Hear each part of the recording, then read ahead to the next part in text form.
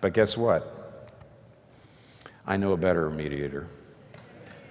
And I'll tell you what, we don't have in Jesus Christ just a mediator who was fully God and fully man and close to God. We have a mediator who is fully God and fully man. And not only that, we don't have a mediator who is rebuked for one sin in one verse.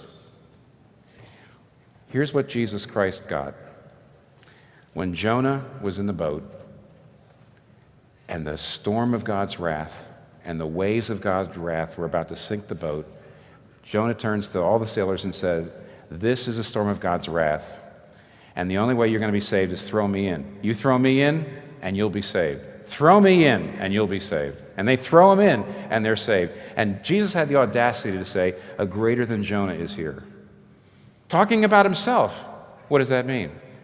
It means that Jesus Christ on the cross was thrown into that ocean of God's wrath. You know, Jonah said, "I'm cut off from thy sight," which of course isn't true. It's a figure of speech. But when Jesus Christ said, my God, why hast thou forsaken me?" He was being put under an ocean of God's wrath. In fact, all the plagues came down on Jesus. Darkness came down on Jesus. What was going on? Jesus Christ was being decreated so that you and I could be recreated. Jesus Christ received the reality that all these floodwaters and all this stuff points to.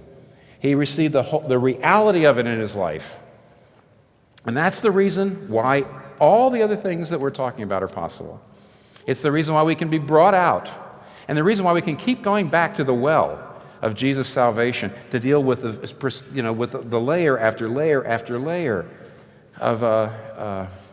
of bondage. At one point, Moses, as the mediator, went to God, remember, and said, when God said, I've had it with these people, and Moses said, "Save them and blot my name out of the book."